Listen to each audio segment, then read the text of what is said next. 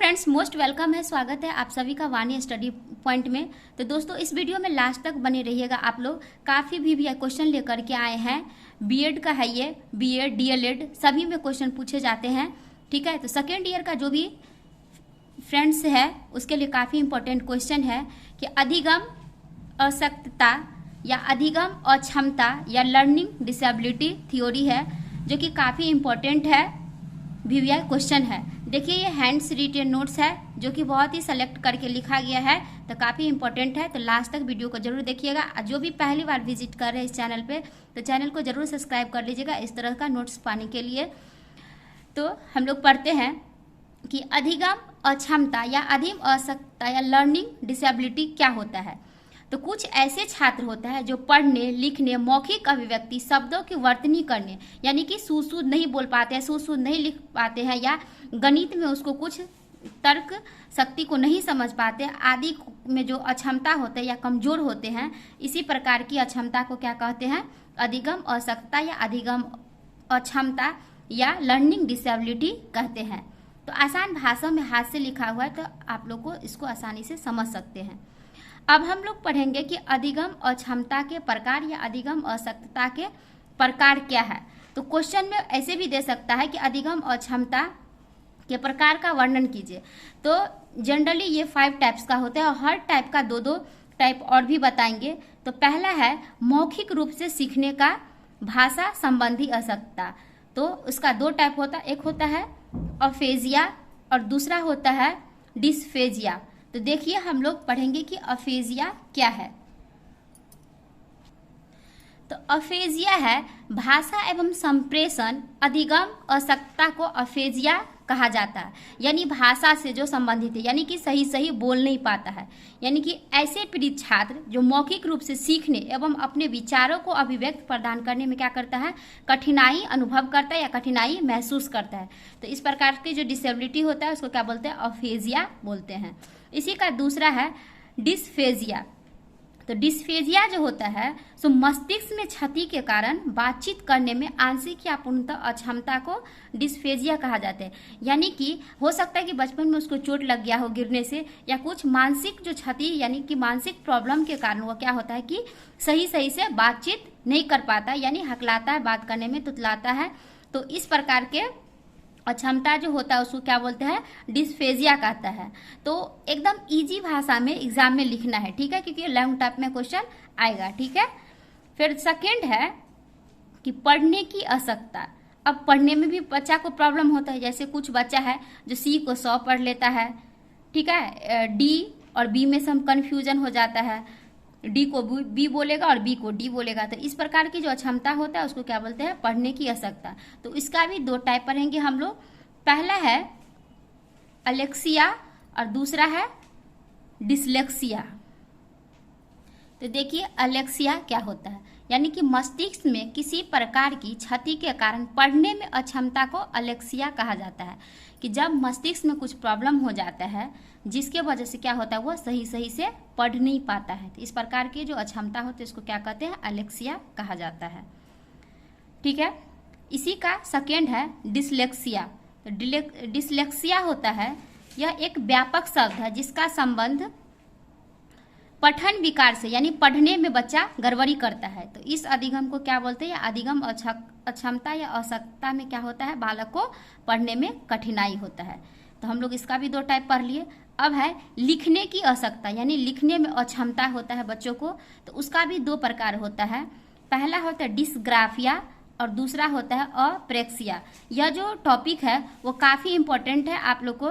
बीटेट, CTET या STET किसी का भी टीचिंग एग्जाम का प्रिपरेशन कर रहे हैं, क्योंकि बीएड करने का क्या मतलब है जब हम लोग कोई टीचिंग एग्जाम का प्रिपरेशन नहीं कर रहे तो इसीलिए कि जो भी आप टीचिंग एग्जाम देंगे उसके लिए यह टॉपिक काफ़ी इंपॉर्टेंट है। इसमें भी क्वेश्चन पूछा जाता है। तो यह बीएड के लिए भी और सीटेट, बीटेट, एसटेट सभी के लिए इम्पोर्टेंट है। ठीक है, तो इस वीडियो को लास्ट तक जरूर देखिएगा, सारे टाइप्स बताएंगे। अब देखिए कि डिस्ग्राफिया क्या है। तो लिखने का अक्षमता हम लोग दो को पढ़ लिए, डिस्ग्राफिया और अप्रेक्सिया। तो इसी का डिटेल्स में पढ़ेंगे कि डिस्ग्राफिया लिखने संबंधी अशक्तता को कहा जाता है। सामान्यतः इसका कारण हाथ, हथेली या उंगलियों संबंधी गड़बड़ियां होती है। यानी कि देखते हैं कि जिसको अपंग या अपाहिज भी हम लोग कहते हैं कि बचपन में क्या होता है, हाथ में कुछ प्रॉब्लम होता है, किसी का उंगली टेढ़ा हो जाता है। तो इस प्रकार का जो अक्षमता होता है उसी को डिस्ग्राफिया कहते हैं। अब है नेक्स्ट अप्रेक्सिया, जो कि लिखने संबंधी अक्षमता का ही टाइप है।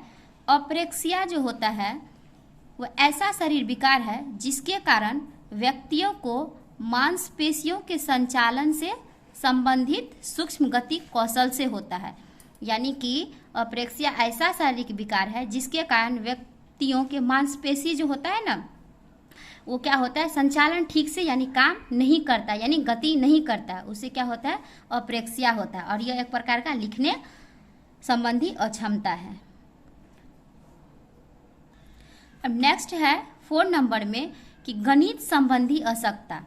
तो गणित संबंधी यानी मैथ्स को बनाने में या पढ़ने में या समझने में जिसको प्रॉब्लम होता है उसको क्या कहा जाता है। तो उसका एक टाइप होता है डिस्क्लेसिया, यानी डिस्क्लेसिया होता है, यानी कि कैलकुलेशन से जिसको गड़बड़ी होता है। तो इसे याद रखेंगे कि कैलकुलेशन से, तो कुलिया लास्ट में देखिए बहुत सारा है, तो कुछ हम लोग ट्रिक से भी याद करते हैं। यानी डिस्क्लेसिया का मतलब क्या हो गया कि कैलकुलेशन से जिसको प्रॉब्लम होता है। तो कैलकुलेशन गणित में तो स्वाभाविक बात है कि कैलकुलेशन ही आता है। तो इससे इसको याद रखेंगे कि यह ऐसी अधिगम अक्षमता या अशक्तता है, या डिसेबिलिटी भी कहते हैं, जिसमें बच्चे गणित को समझने में कठिनाई का अनुभव करते हैं। तो उसको क्या कहा जाता है, डिस्क्लेसिया कहा जाता है।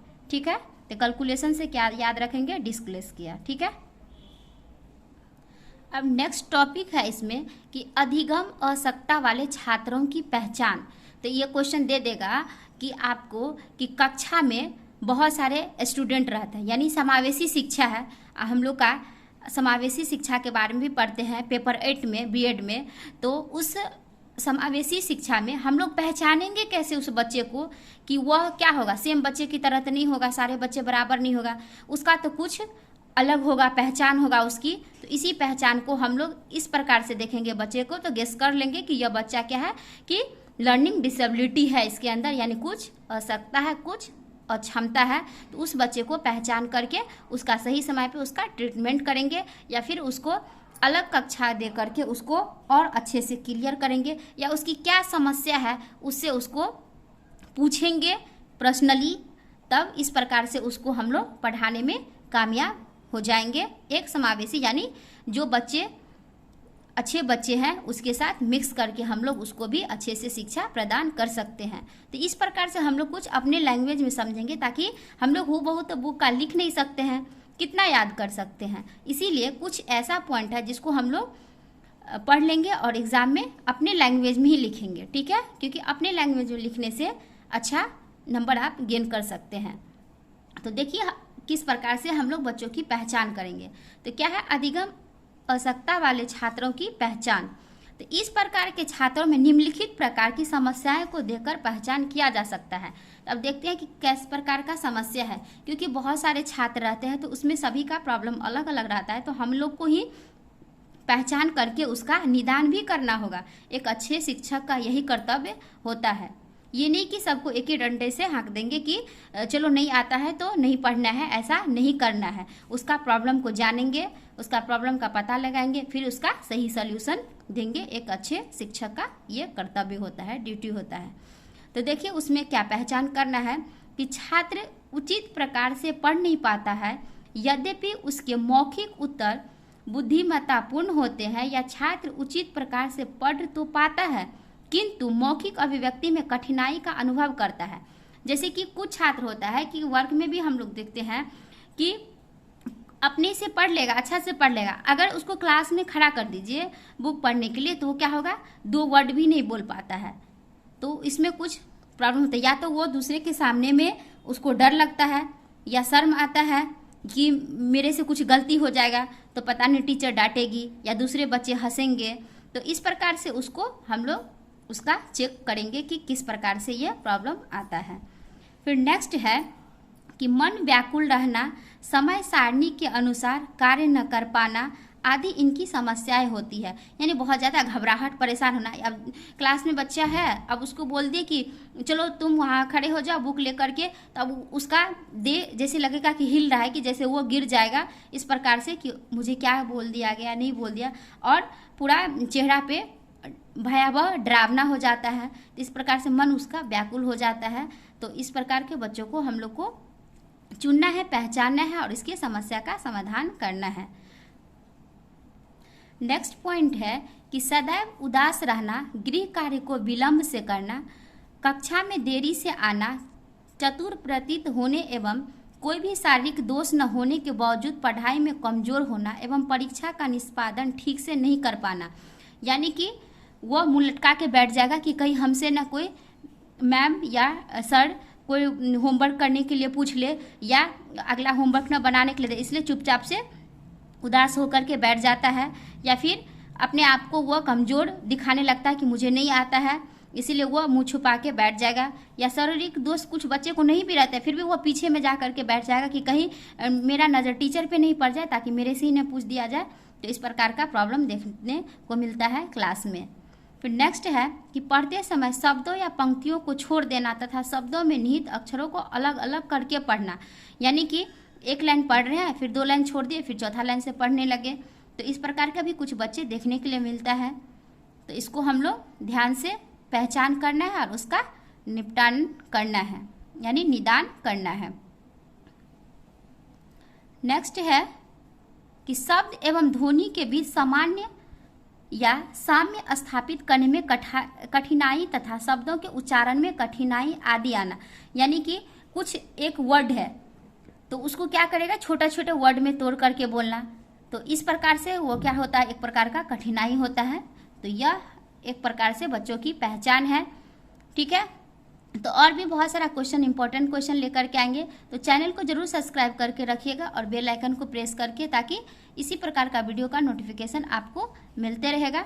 ठीक है, तो चलिए, जुड़ने के लिए बहुत बहुत धन्यवाद। और इसी तरह से हम लोग मिलजुल के तैयारी करते रहेंगे। तो जो भी नए हैं और पहली बार आए हैं, चैनल पे विजिट कर रहे हैं, तो प्लीज़ सब्सक्राइब जरूर कर लीजिएगा। ठीक है, तो चलिए मिलते हैं इसी तरह से नेक्स्ट वीडियो में।